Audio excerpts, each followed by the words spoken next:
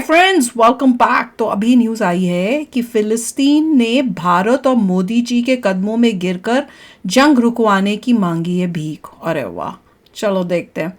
Video शुरू करते हैं। वीडियो शुरू करने से पहले अगर आप चैनल पर नए हो और आपने अभी तक सब्सक्राइब नहीं किया तो जल्दी से पहले सब्सक्राइब के बटन और बेल आइकन को क्लिक कर लो ताकि आपको हमारे सारे न्यू वीडियोस के नोटिफिकेशन मिल जाएं जैसे हम अपलोड करें। अगर आपको वीडियो पसंद आता है प्लीज लाइक एंड शेयर। चलिए शुरू करते हैं। दोस्तों, देखा जाए तो रूस, यूक्रेन और इजराइल और फिलिस्तीन के बीच चल रहे युद्ध में भारत एक अहम भूमिका निभाता जा रहा है और इस समय दुनिया की नजर भारत पर सब जगह नहीं है क्योंकि जिस तरह से फॉरेन डिप्लोमेट्स और लीडर्स का बयान भारत को लेकर आ रहा है वह इसी ओर इशारा कर रहा है। अब फिलिस्तीन के एम्बेसडर की तरफ से भारत से ये रिक्वेस्ट की गई है कि भारत को फिलिस्तीन और इजराइल के बीच चल रहे युद्ध को रुकवाना चाहिए। आप बाकायदा स्क्रीन पर द टाइम्स ऑफ इंडिया का आर्टिकल देख सकते हैं। भारत में फिलिस्तीन के राजदूत अदनान अबू अल हैजा ने भारत से अपील की है कि वह फिलिस्तीन और इजराइल के बीच चल रहे संघर्ष में मध्यस्थता करे।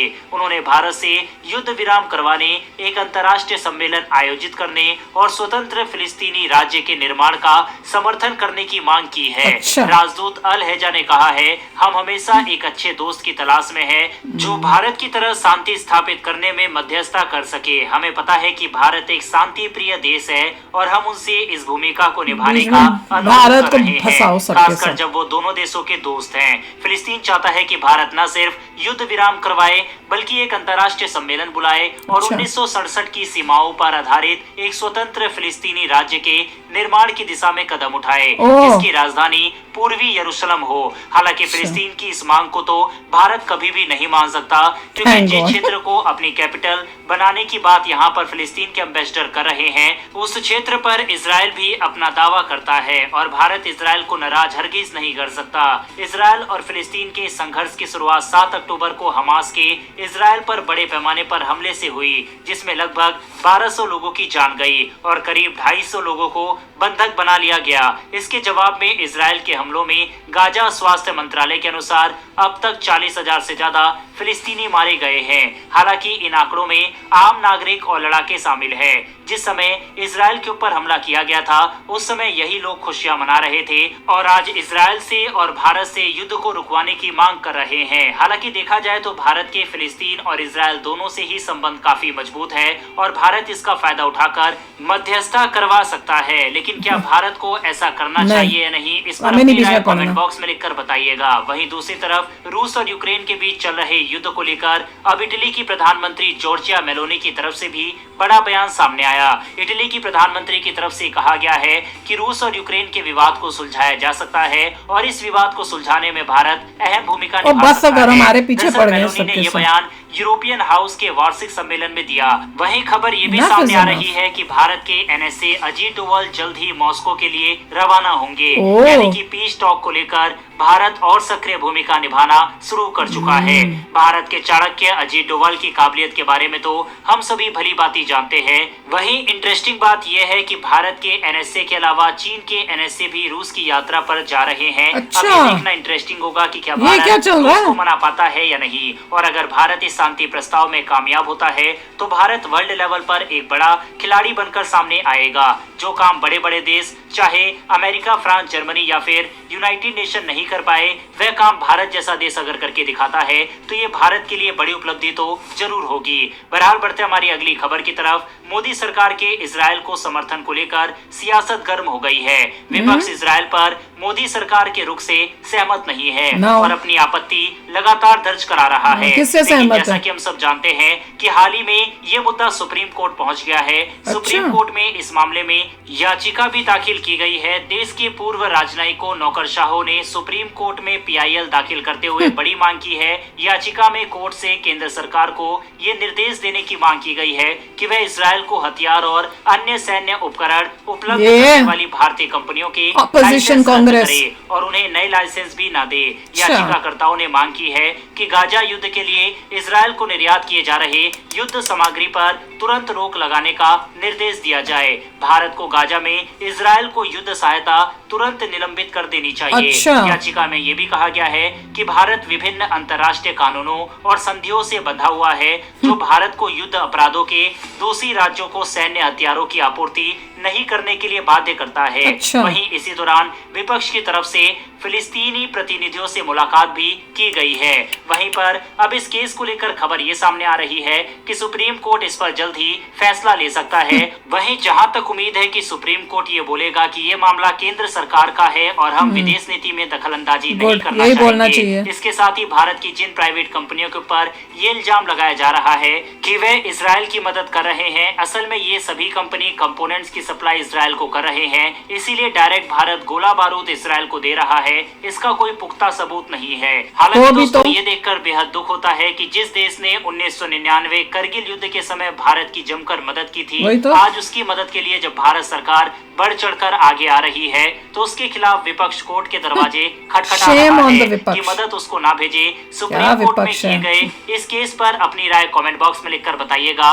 बढ़ते हमारी अगली खबर की तरफ। ये बेहद चौंकाने वाली खबर निकलकर सामने आ रही है, जहां पर यूनाइटेड नेशन की महासभा को भारतीय प्रधानमंत्री नरेंद्र मोदी इस बार संबोधित नहीं करेंगे। संयुक्त राष्ट्र द्वारा जारी किए गए नए अस्थायी सूची में ये जानकारी दी गई है। ये खबर इसलिए हैरान करने वाली है क्योंकि मोदी जी न्यूयॉर्क जाएंगे लेकिन वे यूएनजीए के जनरल डिबेट में हिस्सा नहीं लेंगे। इसकी बजाय वे 22 सितंबर को लॉन्ग आइलैंड के नासाउ वेटरन्स मेमोरियल कॉलोजियम में एक बड़े सामुदायिक कार्यक्रम में शामिल होंगे, जहां 16,000 लोग उपस्थित हो सकते हैं। इसके अलावा मोदी जी 22 और 23 सितंबर को संयुक्त राष्ट्र के समिट ऑफ द फ्यूचर में भी भाषण देंगे। पहले की सूची में मोदी जी का नाम 26 सितंबर को यूएनजीए के जनरल डिबेट में भाषण के लिए था, लेकिन अब उनकी जगह विदेश मंत्री एस जयशंकर 28 सितंबर को इस डिबेट में भारत का प्रतिनिधित्व करेंगे। यूएन के महासचिव एंटोनियो गुतरेस 20 से 23 सितंबर को होने वाले समिट ऑफ द फ्यूचर में भी शामिल होंगे, जहां विश्व नेता भविष्य के लिए एक समझौते पर चर्चा करेंगे जिसमें ग्लोबल डिजिटल कॉम्पैक्ट्स और फ्यूचर जनरेशन डिक्लेरेशन जैसे मुद्दे शामिल है। इसके साथ ही 22 सितंबर को मोदी जी के सामुदायिक कार्यक्रम में 24,000 से अधिक भारतीय मूल के लोग शामिल होने की उम्मीद है। यह कार्यक्रम मोदी जी के 2014 के मेडिसिन स्क्वायर गार्डन के ऐतिहासिक भाषण के 10 साल पूरा होने के मौके पर हो रहा है। इससे पहले 2019 में उन्होंने ह्यूस्टन में हाउडी मोदी कार्यक्रम में भी भाषण दिया था, जिसमें अमेरिका के पूर्व राष्ट्रपति डोनाल्ड ट्रंप भी मौजूद थे। बहरहाल इस खबर के ऊपर अपनी राय कमेंट बॉक्स में लिखकर बताइएगा। बढ़ते हमारी आज की अंतिम खबर की तरफ। ये खबर थिएटर कमान को लेकर सामने आ रही है। हमने इसके ऊपर कल भी वीडियो बनाकर आपको बताया था कि भारत सरकार के फैसले के बाद जल्द ही थिएटर कमान भारत में बन जाएगी। वहीं अब ताजा रिपोर्ट के अनुसार केरल की राजधानी तिरुवनंतपुरम को भारत के जॉइंट मैरीटाइम थिएटर कमान का मुख्यालय बनने जा रहा है। ये कदम भारत की समुद्री सुरक्षा और निगरानी को मजबूत करेगा। जॉइंट मैरीटाइम थिएटर कमान भारत के सैन्य सुधारों का एक बड़ा हिस्सा है। इसका मकसद नौसेना, वायुसेना और तटरक्षक बलों को एक ही कमान के तहत लाना है। इस एकीकृत तरीके से समुद्री खतरों का जवाब देना और भी प्रभावी और संगठित हो जाएगा।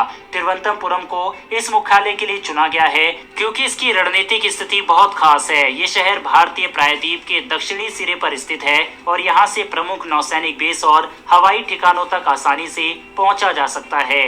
कांग्रेस को और ऑपोजिशन को जो भी सपोर्ट करते हैं, अगर ये न्यूज़ के बाद भी उनकी आंखें नहीं खुलती तो भैया तुम्हारी तो आंखें कभी खुल ही नहीं सकती।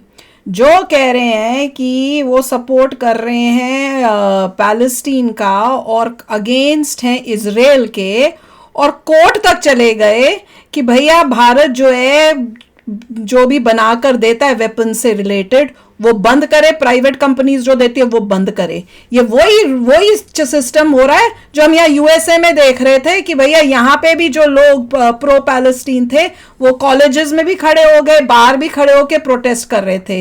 वही दिमाग में जो गंद भरे हुए लोग हैं वो हमारे भारत में तो है ही, वो तो पता ही था, पर हमारी भारत की ऑपोजिशन उसी की बनी हुई है।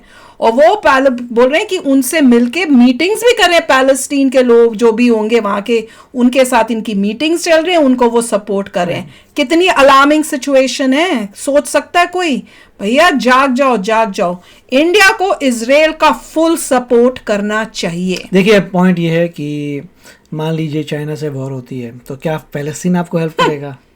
पॉइंट है, अगर चाइना से वॉर होती है कौन आपकी हेल्प करेगा? इजराइल करेगा या इजराइल करेगा, बट क्या फ़लस्तीन करेगा? फ़लस्तीन कहाँ से कर सकता है?